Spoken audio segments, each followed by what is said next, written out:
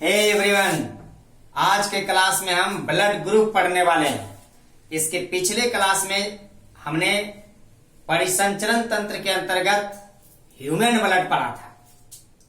इस क्लास में हम रक्त वर्ग पढ़ेंगे, यानी रक्त समूह यानी ब्लड ग्रुप पढ़ने वाले हैं।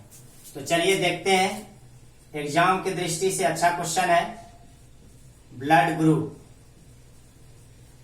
और साथ ही साथ डेली लाइफ की दृष्टि से भी अच्छा क्वेश्चन है, जानना चाहिए इंसान को।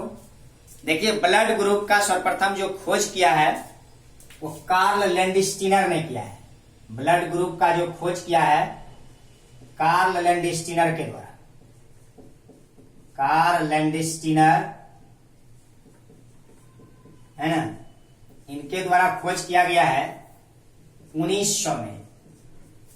कार्ल लैंडस्टीनर ने 1900 में जो है 1900 ईस्वी में ब्लड ग्रुप की खोज किया। इसके लिए इसे 1930 में नोबेल प्राइज भी दिया गया। क्लियर है? ब्लड ग्रुप पर। ब्लड ग्रुप आपने पढ़ा होगा कि जो ब्लड होता है उसे 4 डिग्री सेंटीग्रेड ताप पर सुरक्षित रखा जाता है। कितना डिग्री पर? 4 डिग्री सेंटीग्रेड ताप पर उसे सुरक्षित रखा जाता है। 4 डिग्री सेंटीग्रेड ताप पर, समझ गए ना? इस पर सुरक्षित रखा जाता है किसको?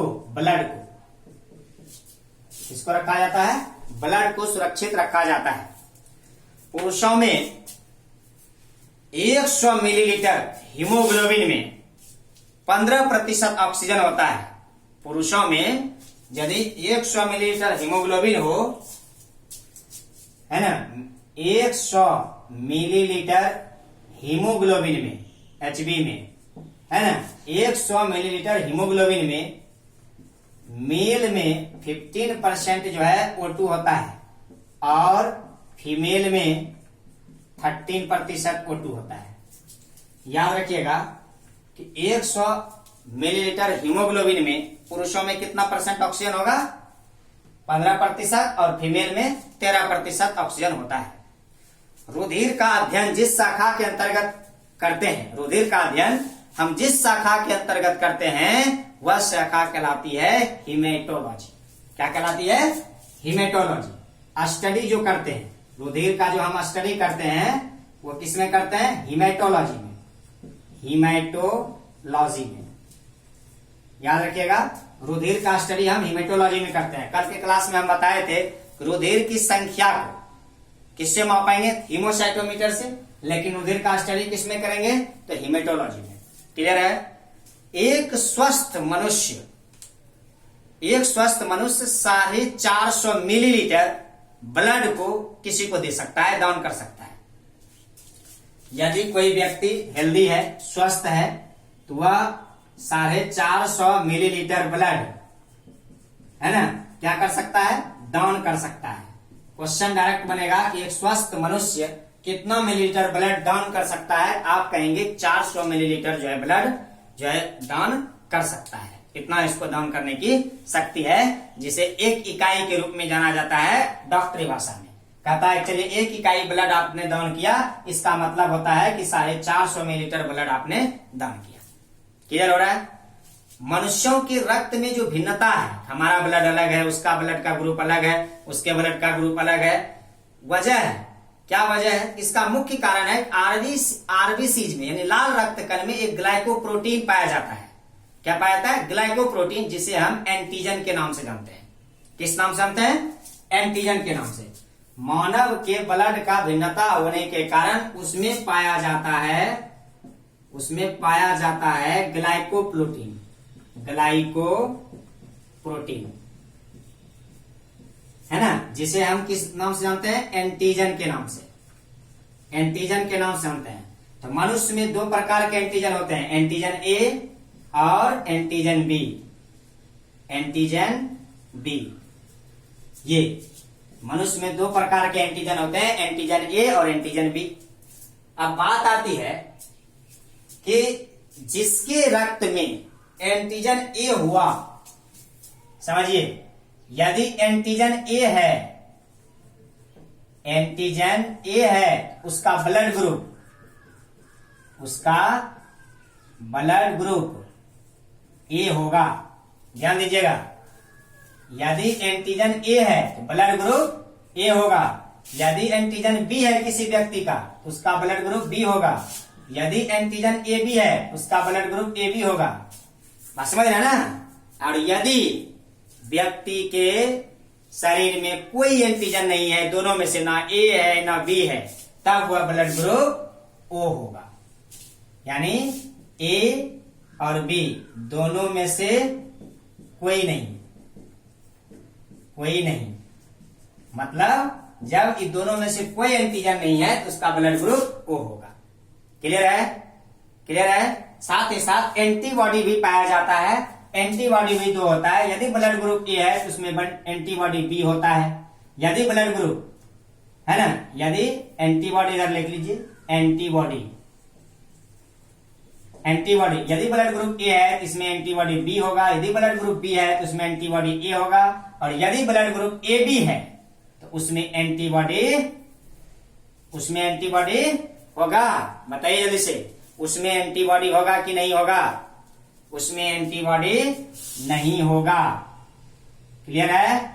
यदि ब्लड ग्रुप ए बी है तो उसमें एंटीबॉडी नहीं होता है। क्लियर है। और यदि ब्लड ग्रुप ओ है तब इसमें एंटीबॉडी ए और बी दोनों होगा, दोनों है। क्लियर है, समझ गए। एग्जाम में पूछा जाता है, बताइए ब्लड ग्रुप ए बी में एंटीबॉडी क्या होगा, तो कोई नहीं होगा। एन मन नो, नो मन कोई नहीं। क्लियर है। जैसे एंटीबॉडी एंटीजन बी है, ब्लड ग्रुप बी होगा, लेकिन एंटीबॉडी क्या होगा, ए होगा।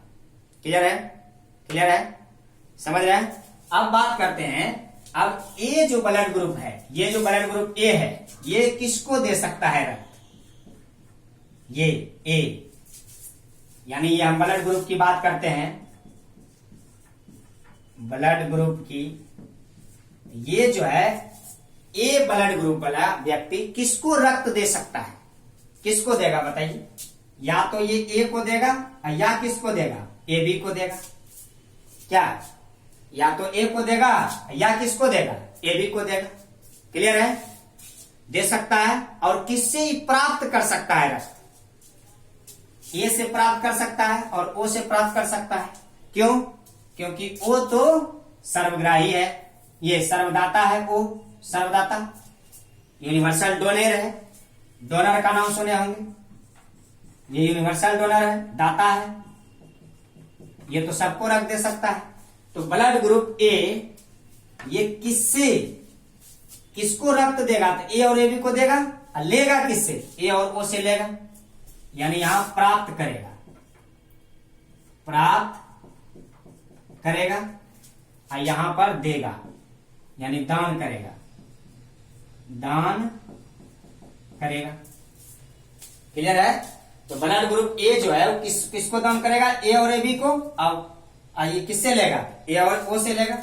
यदि ब्लड ग्रुप बी है, ये बी और ए बी को दान करेगा नहीं, और ये लेगा किससे? अपने ग्रुप बी से, साथ ही साथ ओ से। क्लियर है। और यदि कोई ए बी ग्रुप है ब्लड ग्रुप, तो देगा किसको? ए बी को नहीं, लेगा किससे? ओ से लेगा। क्लियर है। क्योंकि ओ तो सभ्य होता है नहीं। यदि ए बी ब्लड ग्रुप है, ए बी को दान करेगा नहीं, और ए बी क्या होता है? सर्वग्राही। तो सर्वग्राही हुआ तो ओ नहीं, तब पूरे कह दीजिए। क्यों? क्योंकि ए बी होता है सर्वग्राही। ये जो आप देख रहे हैं, इस सर्वग्राही होता है, ये सबसे ले सकता है, लेने का पावर होता है, यूनिवर्सल रिसेप्टर होता है, रिसीव करता है। तो सारा रक्त इसको दे सकता है, कोई भी दे देगा। क्लियर है। और यदि ब्लड ग्रुप ओ है तो ये देगा किसको? ऑल को देगा, यानी किसी को भी दे सकता है नहीं, ये किसको देगा? और लेगा किससे? एक के मात्र और मात्र ओ से ही लेगा। बात समझ में आई। ब्लड ग्रुप दान करेगा ए और ए बी को, ए लेगा किससे? ए ओ से। ओ तो सब में होगा। क्यों? क्योंकि ओ तो यूनिवर्सल डोनर है। बी वाला किसको देगा? तो बी और ए बी को देगा, लेगा किससे? बी और ओ से। ए बी वाला किसको देगा? ए बी को देगा, लेगा किससे? सब से। क्यों लेगा? क्योंकि ए बी को हम यूनिवर्सल रिसेप्टर कहते हैं, सर्वग्राही कहते हैं, सर्वग्राही। ये इसी वजह से ये सबसे रक्त ले सकता है। वो हो गया सर्वदाता, सबको दे सकता है, देख लीजिए। और जब इसको लेने दान करने की बात है तो सबको देगा, और लेने की बात है तो ओनली ओ से लेगा और किसी से नहीं लेगा। क्लियर है? चीजों को समझते चलिए। अब आप देखिए, यदि हम ओ और ए बी की तुलना करें और ए और बी की तुलना करें, आपने क्या देखा, ओ बी को भी देगा, ओ ए को भी देगा, ओ ए बी को भी देगा। क्लियर है? आपने क्या देखा, ए किसको देगा, ए बी को, बी किसको देगा, ए बी को। देखिए, ए देगा ए बी को, बी देगा ए बी को। क्लियर है? समझ गए? यानी सब मिलकर के ए बी को दे रहा है, और ओ के पास कोई दे रहा है नहीं है, क्योंकि ओ के पास सिर्फ ओ से ही ले सकता है और वह किसी से नहीं ले सकता है। तो याद रखिएगा ये ग्राफ को। क्लियर है? समझ रहे चीजों को। अब हम बात करते हैं रुधिर का आधान, यानी ब्लड ट्रांसफ्यूजन होता है। क्या होता है? Blood transfusion. अब हम उसको देखेंगे। तो चलिए, रक्त आधान में हम देख रहे हैं एजियोलिटिनेशन, है ना, अभिश्लेषण। अब देखिए, अभिश्लेषण क्या होता है इसके बारे में चर्चा करते हैं। देखिए, कहता है कि एंटीजन ए एवं एंटीबॉडी ए, एंटीजन बी और एंटीबॉडी बी एक साथ कभी नहीं रह सकते, और यदि ऐसा होता है तो ये आपस में मिलकर अत्यधिक चिपचिपे पदार्थ बना देंगे, जिससे रक्त नष्ट हो जाएंगे। बात समझे? मैंने क्या कहा कि एंटीजन ए और एंटीबॉडी बी, एंटीबॉडी है ना, एंटीबॉडी ए नहीं, फिर एंटीजन बी और एंटीबॉडी बी दोनों एक साथ कभी नहीं रह सकते, और यदि रहता है तो क्या होगा, दोनों मिलकर एक चिपचिपा पदार्थ बनाएगा, जिससे रक्त की मृत्यु हो सकती है। ऐसी घटनाएं कहलाती है अभिश्लेषण। क्लियर है? ऐसी घटनाएं क्या कहलाती है? अभिश्लेषण। अब रक्त का आधान का बात है, तो बात करते हैं कि यदि माता और या पिता का रक्त बच्चों में संभावित, क्वेश्चन एग्जाम में पूछा जाता है इससे, संभावित रक्त, और जो छूटेगा इधर असंभावित में जाएगा, असंभावित, है ना, ये असंभावित रक्त होगा। ध्यान दीजिएगा। देखिए, यदि माता का रक्त ओ है, पिता का भी रक्त ओ है, तो बच्चों में संभावित रक्त समूह ओ होगा नहीं, और जो बचा 4 गो रक्त समूह टोटल होता है कार्ल लैंडस्टीनर के अनुसार, तो इसमें से 3 बचा तो 3 होगा असंभावित। क्लियर है? अब आप देखेंगे, यदि माता का रक्त ओ और पिता का रक्त ए, तो बच्चों में संभावित होगा ओ ए, छोटा क्या बी, और छोटा क्या ए बी, उसमें चला जाएगा। अब देखिए, यदि माता का ओ पिता का बी, बच्चों में ओ इसमें बी। देखिए, एकदम इजी है, कोई भारी भरकम नहीं, आराम से देखते चलेंगे। ओ बी, और जो छोटा है इसमें ए और ए बी, और संभावित हो जाएगा। क्लियर हो रहा है? ए गुना ए स्क्वायर, बी गुना बी स्क्वायर, ए गुना ए स्क्वायर, मतलब ए ओ होगा, और बी गुना बी ओ होगा। अब आप सोचो इधर क्या होगा, ए बी हो जाएगा यहाँ, और इसके साथ बी होगा, यहाँ ए बी होगा, उसके साथ ए होगा, और संभावित रक्त समूह। देखो, आसान है ना, बिल्कुल भी इजी है, बस थोड़ा थोड़ा करके आप देखते चलेंगे, क्लियर होते चला जाएगा। अब देखो, ए गुना ए बी होगा तो ऑल होगा नहीं, जब यहाँ ऑल हो गया तो यहाँ कोई रक्त समूह बचा, यहाँ कोई बचा ही नहीं, वो नो में चला गया। क्लियर है? अब यदि रक्त समूह ओ माता का पिता का ए बी, तो ये दोनों आपस में अलग हो जाता है, टूट जाता है। तो जब ये ए बी हो गया, यहाँ पर क्या क्या असंभावित हो गया, आप देखिए, ए और बी दिया हुआ है, ये है, तो ए बी और क्या संभावित हुआ, ओ। क्लियर हुआ? ओ और ए बी जब आपस में लड़ेगा तो ओ और ए बी इधर बचेगा, यहाँ संभावित में आ जाएगा। अब आप देखो, या आप ए गुना ए बी करो, या बी गुना ए बी करो, या फिर A B Guna A B करो। नहीं, ऐसा यदि आप करते हो, क्लियर है, यदि आप ऐसा करते हो तो सब होगा सिर्फ ओ को छोड़कर, यानी ए होगा, बी होगा और ए बी होगा। ऐसा कंडीशन बनेगा। क्लियर है? समझ में आई? टोटल होगा 10 गो, 1 2 3 4 5 6 7 8 9 10। ये 10 बात को याद रखना पड़ेगा। देखिए ओ में ओ के साथ ए तो ओ के साथ ए, कोई फर्क नहीं। ओ के साथ बी तो ओ के साथ बी, कोई फर्क नहीं। इतना याद रखिएगा, ए गुना ए स्क्वायर यानी ए ओ, बी गुना बी स्क्वायर यानी बी ओ, ए गुना बी तो ऑल। क्लियर है? ओ गुना ए बी तो ए बी को तोड़ दिया है मिल करके, यानी ए अलग बी अलग, यानी ए बी उधर हो गया। क्लियर हो गया? ये होता है माता और पिता के कारण बच्चों में रक्त समूह। अब इसी रक्त ब्लड के अंतर्गत एक पढ़े होंगे आपने RH फैक्टर। RH फैक्टर का लैंडस्टीनर और बीरर ने 1940 में इसका खोज किया था। RH फैक्टर की खोज लैंडस्टीनर एवं वीनर ने 1940 में, लैंडस्टीनर एवं वीनर ने कब किया? 1940 में इसका खोज किया। पता लगाया एक बानर से, नहीं मक्का रिसस नामक बंदर से RH फैक्टर का पता लगाया। नहीं, किसने लगाया था? तो कार्ल लैंडस्टीनर और वीनर ने। तो लैंडस्टीनर ने, है ना, कहा कि ये कारक लगभग मनुष्य में 87% मनुष्यों में पाया जाता है। RH फैक्टर वाला जो कारक है लगभग 87% मनुष्य में पाया जाता है। RH फैक्टर का कारक नहीं, कितना प्रतिशत? 87% मनुष्यों में पाया जाता है। साथ ही साथ यह भी कहा कि जिस मनुष्य में यह एंटीजन उपस्थित होता है, जिस मनुष्य में यह एंटीजन उपस्थित होता है उसका RH होगा प्लस, और जिसमें एंटीजन अनुपस्थित होगा उसमें RH होगा माइनस। यानी जिसमें एंटीजन नहीं होगा, जिसमें एंटीजन नहीं होगा, जिसमें यह एंटीजन नहीं होगा उसमें RH माइनस, जिसमें एंटीजन होगा उसमें RH प्लस। क्लियर है?